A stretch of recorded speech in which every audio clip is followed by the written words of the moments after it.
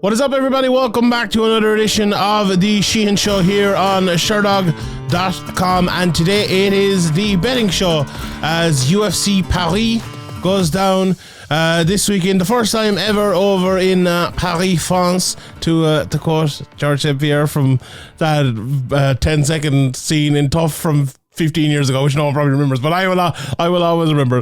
But it's great to see the UFC in Paris. Obviously, you know, Bellator have been there and a few more people have been there. Errens have put on some great shows and others as well, and there's loads of talent. And I think for a lot of people who know that scene very, very well, and I would have a very base knowledge, I suppose, of the scene, listening to other people talking about and seeing some of the fighters maybe fight on this scene, one of which I'm picking as one of my bets today. But I think a lot of people maybe be a little bit disappointed there weren't a few more names on this card, maybe even a Ciryl, maybe a Parnas or something like that.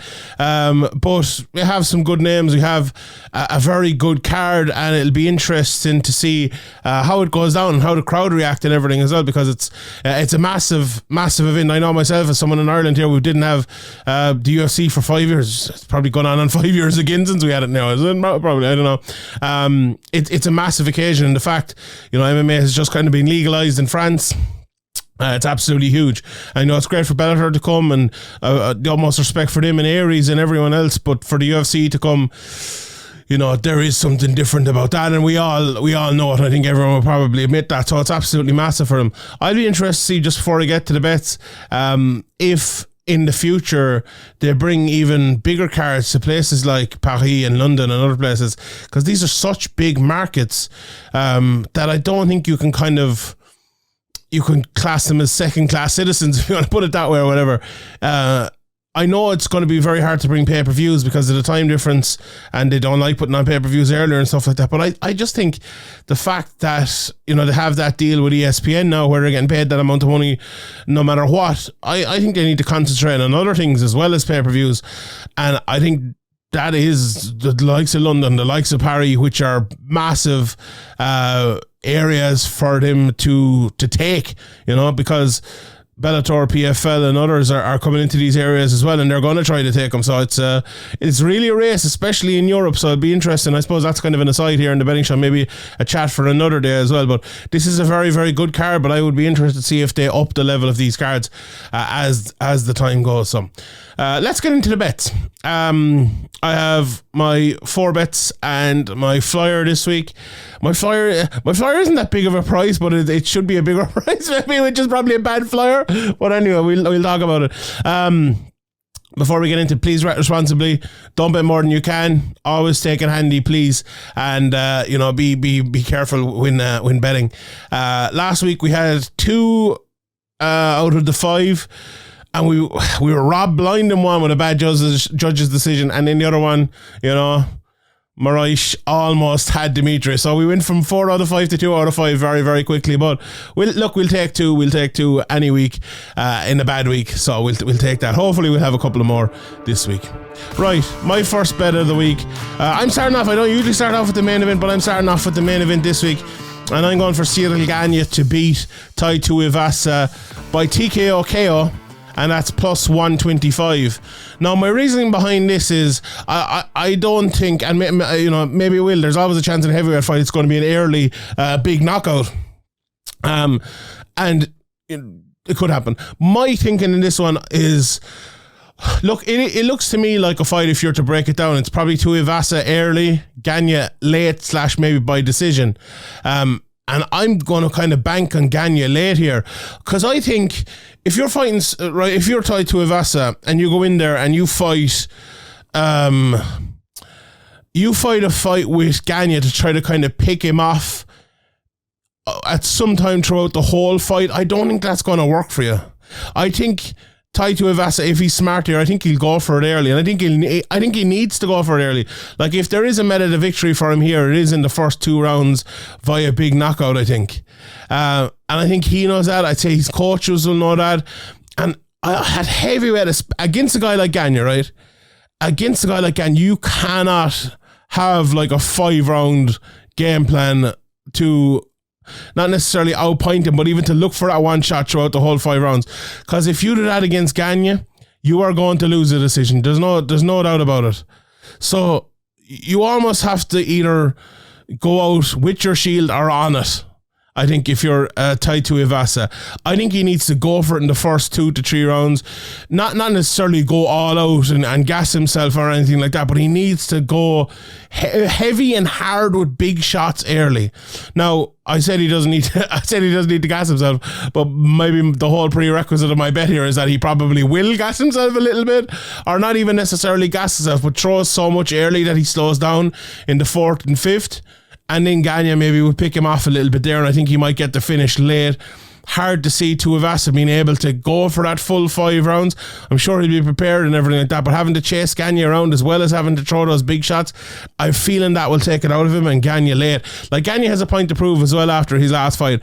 And I think a massive thing coming in here is the mental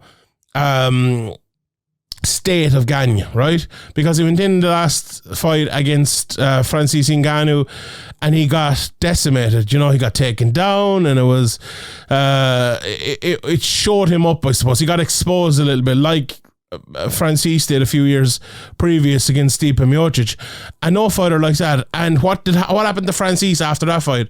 He went in the next outing against Derek Lewis, and he absolutely laid an egg.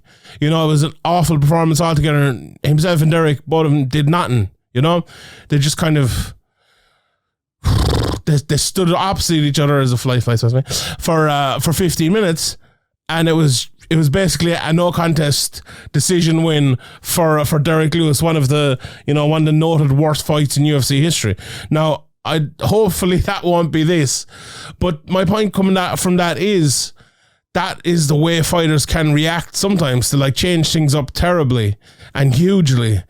I have a feeling Gane that could happen to Gane as well, but I have a feeling like his game plan was always to kind of fight like Francis did in that second fight, but in a much more, detailed and sophisticated way, I suppose. Not just stand there and do nothing. No, he fought from the outside, pick lads off. Maybe he'll go the opposite way with him, and that's why I'm kind of going for the TKO KO here as well.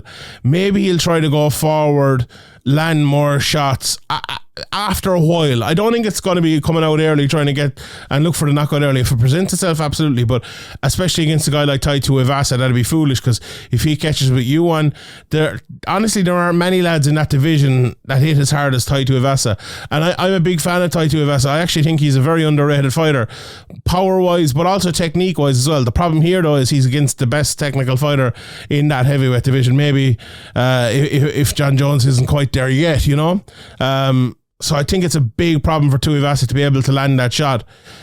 And I think all of that kind of works for Gane to win this fight. As I said, I don't think it'll be early, but I do think it'll be late. It'll either be a decision or him, I think, in the 4th or 5th round or something like that. And, to add in the chance of it being an early one with the chance of it being a late one, I think that plus 125 for the TKO KO is, I think that's a pretty good price. And that's my first bet of the week. So Ciryl Gane even plus 125 to win by TKO KO.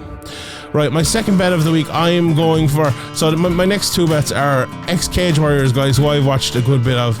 And I watched a bit of their opponents as well, preparing for this. And the first one I'm going for is Mike Figlak. And he is minus 185 to win his fight here. He's taking on Ziam. I watched a bit of Ziam. He's a very tall guy, big guy for that division, 155 pounds. That leads to the fight getting to the clinch a lot, sometimes getting to the floor. Himself and Don Madge, Don Madge, a good striker, a relatively similar fighter, I would say, to Mike Figlak. And that was, Madge got on top for a period of that fight and was able to win it pretty convincingly there, but a lot of it was just kind of them holding each other against the clinch. And if you look, it's funny enough, if you look at Mike Figlak's last fight, where he fought Agisarari, who is not as big and tall as Ziam, but it got into a similar fight for a shorter period of time, and Figlak was able to get the fight to the ground much quicker than, say, someone like Madge was.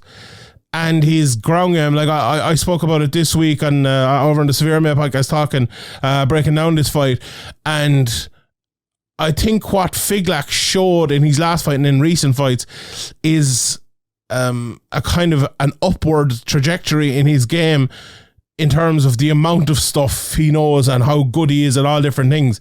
Like, you look at him a few fights ago and you think, oh, this guy's a very, very good boxer. Can he put a lot of this stuff together? Can he put more stuff with it? And I think in the last few fights he has. And I think that those takedowns and that ground game is kind of a game changer for him, because he's power there as well. He's power on the feet, but now he's power on the ground as well. And I think that is the key here for Fares Ziam. I think it will. I would predict probably 2 minutes of clinch in this fight in the first round. That'd be a big prediction. If I could bet on that, I'd take that at probably plus 200. But I think the quicker Figlak gets that to the ground, a little trip or a body lock takedown or something like that, I think it's going to be a tough time for Fares Ziam, because Figlak is very, very strong on top. And absolutely loves to keep the fight there. Now, if it doesn't go there and it's just a stand-up fight in the middle of the cage, I think Figlak, he's brilliant. He really is brilliant. Like I spoke about Argi Sardari, he lost to Figlak and he lost to John McColgan as well. Before that, he was looking phenomenal, and I was predicting he'd get to the UFC and he would have a good career in the UFC. And you know what? I wouldn't be surprised if he'd turned around 1, 3 or 4 fights and did get to the UFC. I think he's that good of a fighter. But the point here is that Figlak beat Sardari on the feet as well, and I think Ziam is a different sort of fighter on the feet, but I don't think he's better, if I'm being honest. He's long and he's tricky and stuff, but if you look at Figlak's game, he's almost made for fighting longer guys. Figlak is not the biggest guy in the world, but he also, his brother Matthias Figlak, who's probably going to be fighting maybe for the Cage Warriors welterweight title here coming up, if not his next fight, definitely the fight after if he wins. He's obviously a big, tall, long guy as well, and he's used to sparring with him. During the pandemic, I think the two of them were living together, sparring all the time, and keeping their hand in, I suppose, with each other, and so he's used to that. And if you look at his game, oh my God, his body work, his combinations are absolutely fantastic. If you've never seen Mike Figlak before, just get ready and just hope that there's a good bit of boxing in this. Now, Ziam probably won't be hoping that, but he's a lovely boxer. He's the sort of boxer you like watching. If anyone watched One Championship last week, Kai Tang, watching the tape for him just was phenomenal. And I think Figlak is a similar sort of guy. I really, really like him. Now, to deal with the nerves of the UFC, to deal with a guy, Fares Ziam in his home country, I'm sure the crowd will be behind him. It's one of the first, 3 or 4 fights on the card, maybe a little bit further even up than that. That's going to be the biggest thing here. The mental aspect of it is the one unknown, I suppose. But physically, tactically, technically, I definitely think Mike Figlak is the winner of this one. And a plus 185, you're probably saying, Shawnee, he's a debutant here. Plus 185, is that a bit of a big price? I'd say no to that. I think he's good enough, and I think he'll do it. And my next one then, my third bet of the week, I'm going for William Gomis, and he's an even bigger price, a smaller price even, at minus 210. But another one that I really like, and another Cage Warriors guy that I know a lot of. Now, he's fighting Jamo Errens, which, if I'm not mistaken, is relatively... it's relatively short notice, is it? No, it was the other way around. It was short notice. It was the Mike Figlak coming in that was short notice. Yes, excuse me. But William Gomis, I watched a bit of Errens just as I was preparing for this, and I watched his fight with Max Koga where he won, and I watched another fight as well. And there's no doubt about it. This guy can box, and he has good power, and he is, he's a well-rounded guy. He's won a few fights on the ground as well, a few submissions and all of that. So he can fight everywhere. I would just think that if you put his game up against William Gomis' game, I think it's a very, very... if you were to pick a guy for William Gomis to fight a style, it'd probably be the style of a Jamo Errens, honestly. Like, Gomis is a really, he reminds me a bit of if you had a featherweight Ciryl Gane or something like that. He's very elusive on the feet, very good defensively, land strikes when he needs to, throws beautiful leg kicks inside, and is just so elusive on the feet. And the one thing about him is, well, he's only 12 fights into his career. When I saw him, I think he was maybe only 7 or 8 fights into his career or something like that, and he's just, he just improved since then, but there's a lot of improvement still to do in him. And I honestly think you could see him coming out here and looking a bit different than we've even seen him before. So I'm really excited about Gomis. I think if Errens comes forward and goes at him, which is the type of fighter he is from my watching of him. Now, maybe someone who's watched more than me and would know more than me, but having watched a few fights of his today, he's like, we all know those fighters out there who are mad for fighters to come onto them, or mad for fighters to walk them down so that they can use their beautiful countering or whatever it might be. Now, Gomis is a beautiful counter fighter without a shadow of a doubt, don't get me wrong. But I think it's more about, like, he kind of frustrates you an awful lot and forces you to follow him around. Like, he fought Tuivasa over in Cage Warriors, and it was a perfect example of this. If you haven't seen this fight, go and watch a Ciryl fight from before that, where he's just an absolute destroyer, walks lads forward the whole time and just destroys them. And William Gomis kind of just danced around him and picked him off. It was a beautiful tactical, technical display, and I think this is kind of destined to be the exact same. Now, unless Gomis does something different, unless Gomis sees something different to me, and it's like, wait, hold on, let's go in here and push Errens back and beat him that way. Can he do it? I haven't necessarily seen a fight of Gomis against a high-level guy where he has done that, but I wouldn't put it past him. I think he has the technical ability to do that if he wants to do that, but when I look at him, I see a really, really good defensive fighter, but a defensive fighter in kind of a... defensive fighter is the way to say it. I think he is a very, very good defensive fighter and a frustrating fighter, a guy who really, really frustrates you and makes it really, really difficult for you. And I'm a big fan of fighters like that, and I'm a big fan of his. I think he's very, very good. And I think he'll win this fight here. And usually I don't give bets minus 200 and up, but minus 210 for him, I think that is a pretty good price. And maybe still minus 210 here. I think that if you're to get that, I'd take it. If you get a little bit better, I'd definitely be taking that. I think he'll win this one. Right, my last of the 4 bets and in my flyer, I'm going for Nasrat Haqparast to win a decision over John Makdessi, and that is at plus 100.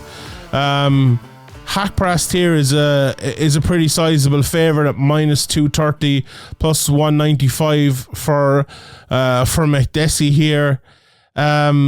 This fight is obviously at 155.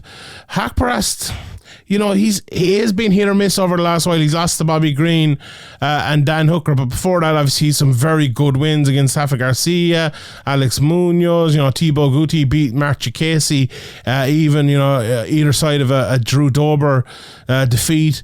Makdessi, he's getting on in age now, 37 years of age. He had a very good win over Bahamundes last time out. But the worrying thing for me is that was 16 months ago for a guy of 37. And that is one of the biggest reasons why I'm picking Haqparast here. I think Makdessi is the type of guy who, if he gets lands a few big punches throughout the fight, he'll either knock you out or he'll make it difficult for you to win rounds. I think against a guy like Haqparast, Haqparast at his best, I think Haqparast is at his best when he's landing lots of shots. And when he's landing lots of shots, when anyone lands lots of shots against Makdessi, I think he finds it hard to let shots go. He's one of those odd fighters that really doesn't need you to be able to counter, if you get me. Like, it feels like every fighter is kind of a counter fighter these days, but Makdessi's not one. Now, he can counter fight, don't get me wrong, but he's one of those fighters who will kind of stand in the pocket, throw his shots and hope to land with them. That doesn't always lead to great results, if we're being honest, but like, you can't criticize his record too much over the last while. He had a bad run there maybe 6 or 7 years ago, but he hasn't fought that much recently, okay, but he hasn't lost that much either, if you want to put it that way. I think it's time as well for Haqparast to kind of take that turn in his career. I've always liked him. I think he's a very good fighter, a very well-rounded fighter. It just seems like maybe injuries, maybe camp moves, maybe not kind of taking it to that next level is an issue for him. One big issue as well is I don't know if he's maybe athletically gifted as some other guys. You know, people always compare him to Kelvin Gastelum because he looks a bit like him. Gastelum is the type of guy who he doesn't look that athletically gifted, but he is very athletically gifted. You know, he has good power and he's fast.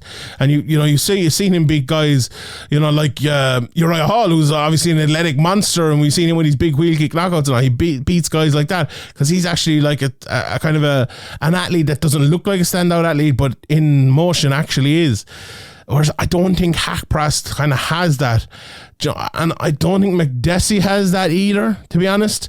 And I think that might be kind of the winning and losing it is for Haqparast. If Makdessi kind of starts slower because he's been out for a while, if he can win that first round, stay even with him, land those more shots throughout maybe second and third, and by the time the third comes, or throughout the first and second, by the time the third comes, I don't think Makdessi might have the pop in his shots that he will need to win this fight. So I just think that Haqparast will win 2 rounds, honestly.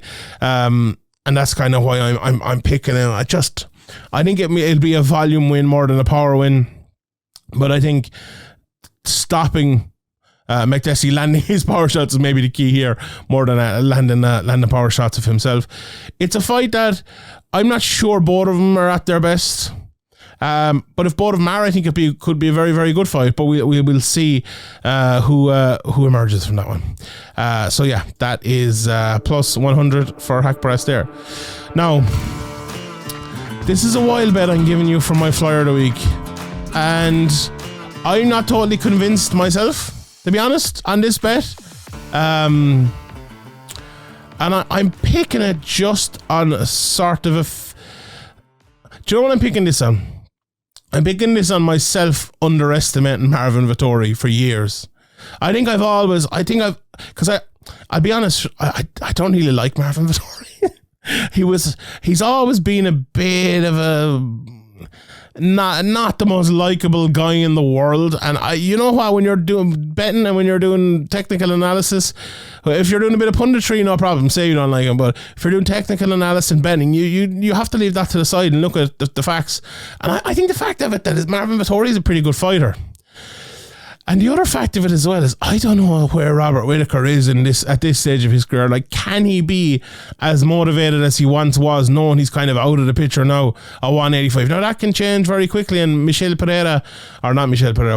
Pereira will be very quickly trying to change that position, and maybe he'll be right back in there. But I think this will be a decision fight. I don't think Vettori will get knocked out, and I don't think he will knock out Robert Whittaker. Now, who would you say, if it was a straight up boxing match, who do you think would win this fight? I think Marvin Vettori probably would have. I mean, maybe people disagree with me. Let me know in the comment section below if you do disagree with me. I think he probably would win it, but it's not a straight boxing match. It absolutely isn't. And the reason I think that Robert Whittaker is the favourite to win this fight, and the favourite to win, you know, a lot of his fights, save Israel Adesanya fights, is because he's very good at stopping guys fighting in their rhythm. He did it to Yoel Romero, and that's why he was able to go so well against Yoel Romero. But a fight I look back on, right, of Marvin Vettori's, is the Jack Hermanson fight.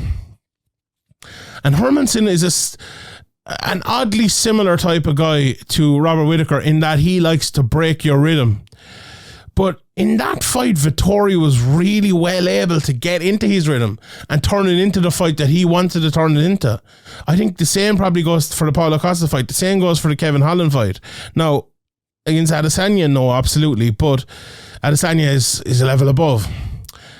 I just wonder if, even for small periods of this fight, or maybe large periods of the fight, if Marvin Vettori can turn it into the fight he wants to turn it into, could he win a decision? You know, plus 350 to win the decision. Plus 350 for Marvin Vettori.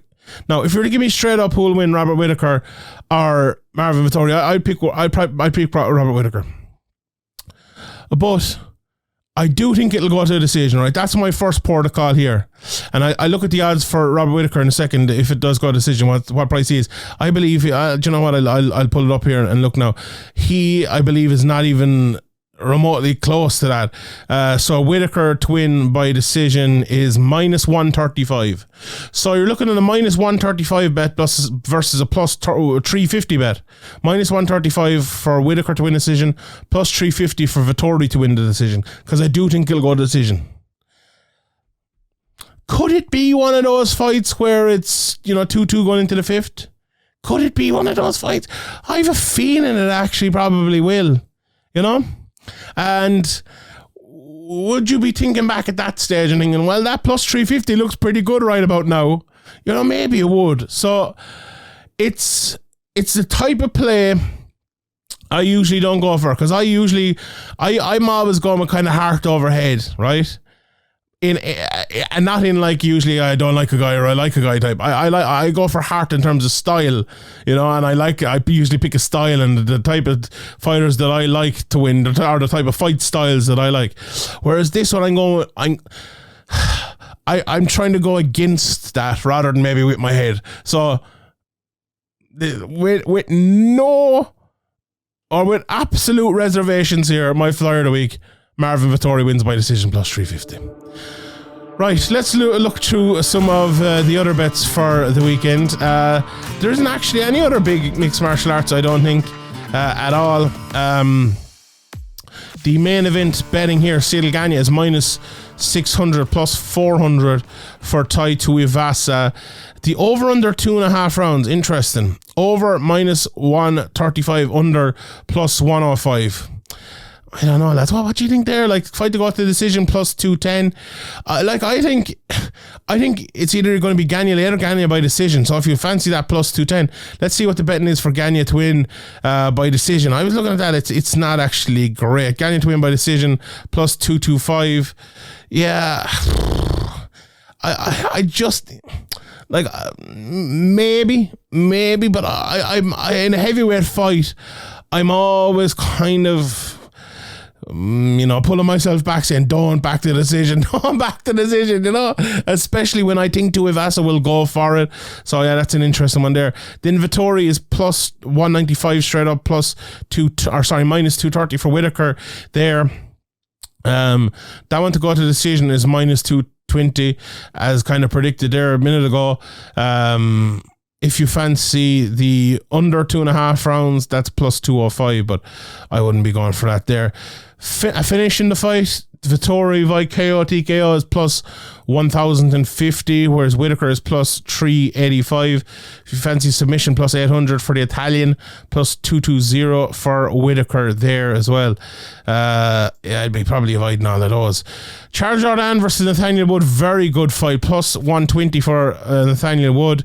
Jourdain minus 140. I think Jourdain fought not too long ago, so maybe Wood is the bet there. I like Nathaniel Wood a lot. I think size might be an issue. Wood has moved up in weight, and I think Jourdain is big enough for that weight class, so maybe that'll be an issue there. Maybe wait on that one for Wood and see how he's getting on at that weight class. No, he fought there last time and won and looked good, but maybe give him one more. The Ciryl and Kopylov both even, minus 110. Makdessi, as I mentioned earlier, plus 195, minus 230 for Haqparast. Ziam is minus 160, minus 185 for my guy Mick Figlak.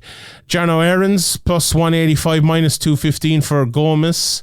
And they have him down as William Gomis here for some reason, but it's Gomis. Christian Quinones plus 111, minus 133 for Kali Taha. Alan Perez plus 245, minus 305 for Stephanie Egger.